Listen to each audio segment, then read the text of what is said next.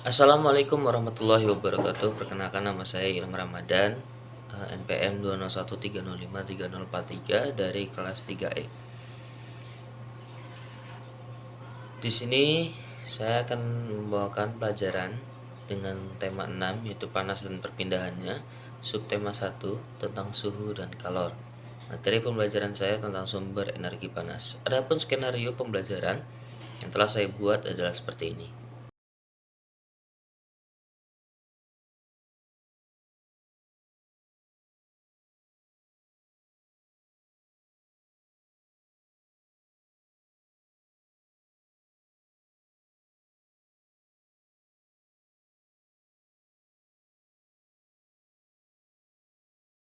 Baik, assalamualaikum warahmatullahi wabarakatuh. Apa kabar anak-anak semuanya? Jadi hari ini kita akan belajar tentang sumber-sumber energi panas. Nah, pada pembelajaran ini anak-anak semua akan mempelajari tentang konsep perpindahan kalor dalam kehidupan sehari-hari atau konsep perpindahan energi panas dalam kehidupan sehari-hari. Nah, anak-anak di sini kalian pernah nggak membantu ibu menjemur pakaian? Nah, pernah? Kalau pernah, kira-kira mengapa ya pakaian basah bisa menjadi kering saat dijemur di bawah sinar matahari? Nah, selain mengeringkan pakaian, kira-kira anak-anak tahu nggak apa saja sih manfaat yang bisa didapatkan kita sebagai makhluk hidup dari matahari? Nah, bagi makhluk hidup, sinar matahari itu sangat penting bagi kelangsungan hidupnya. Seperti untuk tumbuhan, matahari itu bisa digunakan tumbuhan untuk melakukan fotosintesis. Jadi kira-kira apa ya fungsi cahaya matahari pada proses fotosintesis tumbuhan tadi, anak-anak? Hewan juga bisa fotosintesis. Yuk kita pelajari proses energi. Kalau ditanya tumbuhan makanannya apa sih? Mungkin ada yang jawab air dan pupuk ya. Jawabannya mengena, tapi kurang lengkap nih. Tepatnya tumbuhan mengambil air dari tanah dan karbon dioksida dari udara. Kemudian dimasak dengan cahaya matahari waktu siang hari. Proses memasak ini yang namanya fotosintesis. Lalu apa pentingnya ya? Fotosintesis penting banget nih buat makhluk hidup di bumi karena dua alasan, yaitu menghasilkan oksigen dan makanan. Oksigen dibutuhkan untuk bernapas baik oleh manusia maupun hewan, sedangkan makanan yang dihasilkan dari proses fotosintesis akan dipakai oleh tumbuhannya sendiri dan juga makhluk hidup lain yang makan tumbuhan tersebut. Proses fotosintesis cuma perlu air, udara, dan cahaya matahari udah bisa bikin makanannya sendiri. Biasanya kan kita makannya nasi goreng, sate, bakso. Gak bisa ya makan air dan udara doang. Hebat dong kalau ada yang bisa bikin makanan dari udara dan air doang.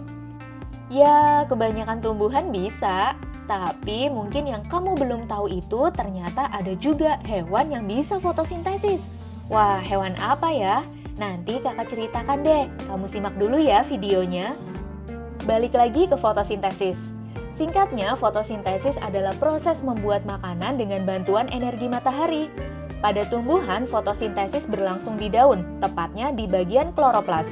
Di dalam kloroplas ada pigmen hijau daun atau klorofil yang fungsinya menangkap energi cahaya matahari. Kalian ingat gak kalau cahaya matahari terdiri dari banyak spektrum cahaya? Iya, bener banget, Mejiku hibiniu. Ada yang bisa nebak nggak spektrum cahaya mana nih yang diserap oleh klorofil? Apakah cahaya merah, cahaya hijau, cahaya ungu, atau semua spektrum? Ya, 100 untuk yang menjawab cahaya merah. Loh, bukannya cahaya hijau ya? Bukan, cahaya hijau justru dipantulkan oleh klorofil, makanya daun jadi terlihat hijau di mata kita. Lalu, bagaimana dengan tumbuhan yang daunnya nggak hijau? Apa bisa fotosintesis juga? Kita ambil contoh deh tanaman keladi yang daunnya merah.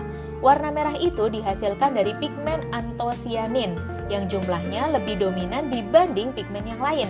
Tapi tanaman keladi ini masih bisa fotosintesis kok, karena masih punya pigmen klorofil. Selain klorofil dan cahaya matahari, fotosintesis juga butuh yang namanya karbon dioksida dan juga air. Karbon dioksida bisa diambil langsung dari udara, terus masuk melalui stomata daun. Kalau air bisa diserap oleh akar dari tanah, terus dia angkut deh melalui pembuluh silem menuju daun. Nah, fotosintesis terdiri dari dua tahapan nih, ada reaksi terang dan reaksi gelap. Reaksi terang butuh cahaya matahari dan air untuk menghasilkan ATP, NADPH, dan gas oksigen.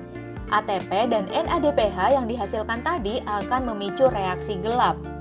Reaksi gelap bakal mengubah karbon dioksida dan air menjadi glukosa.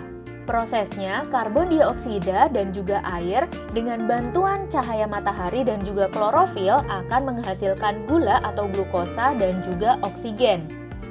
Kira-kira perubahan energi apa ya yang terjadi pada proses fotosintesis? Apakah energi cahaya menjadi energi kimia? Energi cahaya menjadi energi listrik? Energi kimia menjadi energi cahaya? Atau energi kimia menjadi energi listrik? Iya, jawabannya adalah A. Energi cahaya menjadi energi kimia. Proses fotosintesis mengubah energi cahaya matahari menjadi energi kimia dalam bentuk glukosa. Glukosa ini yang kita sebut sebagai makanan di awal video. Selain glukosa, fotosintesis juga menghasilkan oksigen yang dibutuhkan untuk pernapasan. Tumbuhan sendiri menghasilkan sekitar 20% sampai 30% oksigen di bumi. Terus sisanya siapa yang buat ya? Tenang, bukan cuma tumbuhan kok yang bisa fotosintesis. Spesies ganggang dan bakteri tertentu juga bisa fotosintesis dan menghasilkan oksigen. Terus, apa hewan juga bisa fotosintesis? Jawabannya iya dan enggak. Umumnya hewan emang nggak bisa fotosintesis, makanya hewan butuh tumbuhan atau hewan lain buat mereka makan. Tapi ada satu nih contoh hewan yang bisa fotosintesis. Nama latinnya Elysia chlorotica, sejenis siput laut, tapi nggak punya cangkang. Siput laut ini bisa fotosintesis karena mencuri kloroplas dari alga hijau yang dia makan. Kloroplas itu disimpan di dalam saluran pencernaan. Karena bisa fotosintesis, siput laut ini bisa nggak makan selama beberapa bulan loh. Wah, menarik kan? Kita balik lagi ke glukosa sebagai hasil fotosintesis. Glukosa bisa diubah jadi bentuk pati sebagai cadangan energi dan selulosa untuk membangun struktur tumbuhan. Energi yang tersimpan akan pindah kalau tumbuhan dimakan sama pemangsanya.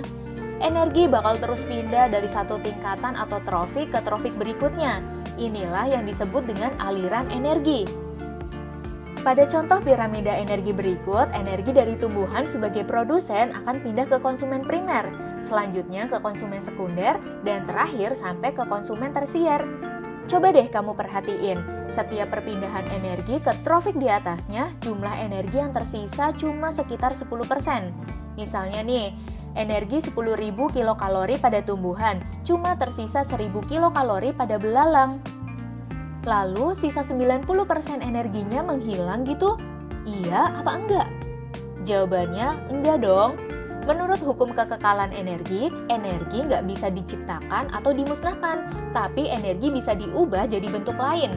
Jadi nih, ketika energi dari zat makanan dikonsumsi, energi bakal diubah ke bentuk lain. Zat makanan bakal dimetabolisme jadi energi ATP atau diubah jadi energi panas. Kebalikan dari proses fotosintesis, dalam tubuh makhluk hidup juga terjadi yang namanya proses metabolisme yang disebut respirasi. Proses ini akan membakar glukosa dengan oksigen menjadi karbon dioksida, air, dan juga energi ATP.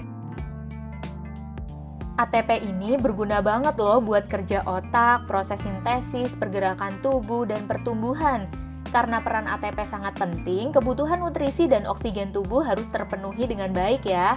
Artinya, makan yang sehat, cukup olahraga, dan hindari polusi. Ini semua supaya tubuh kita tetap sehat dan juga kuat. Nah, sekarang kamu jadi lebih tahu ya tentang sumber energi, aliran energi, dan proses perubahan energi pada makhluk hidup. Kakak mau nanya nih, gimana biar kamu bisa jadi lebih bijak lagi dengan pengetahuan ini?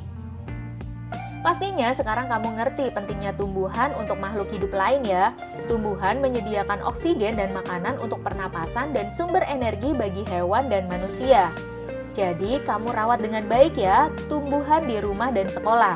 Pastikan selalu disiram dan cukup sinar matahari.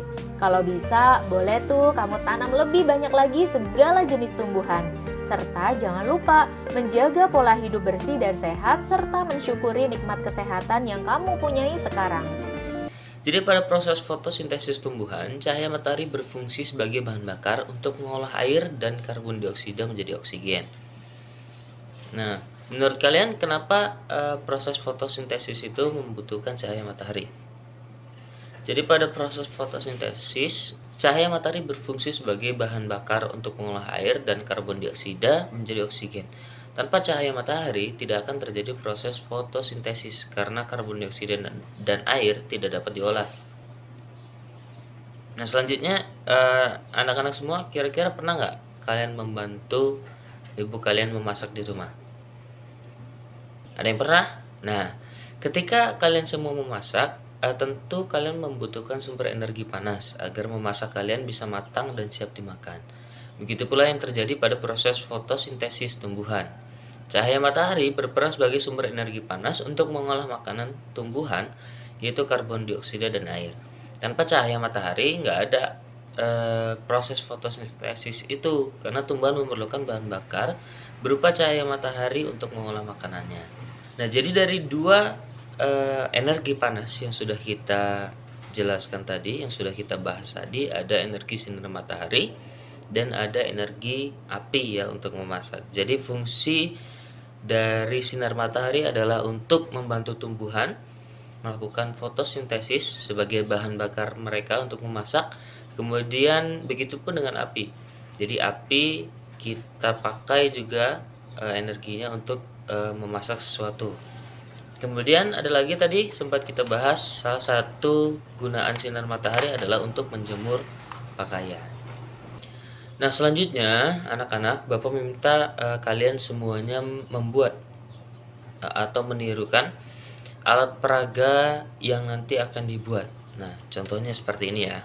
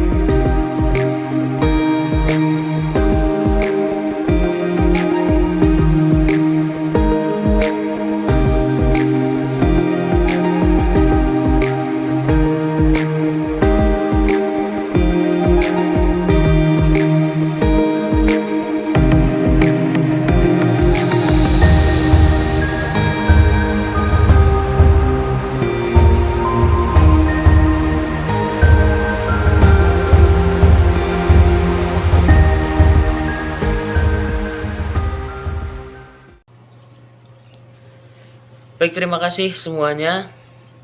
Semoga penjelasan dari Bapak tadi membantu dan bermanfaat untuk kalian semua. Terima kasih. Wassalamualaikum warahmatullahi wabarakatuh.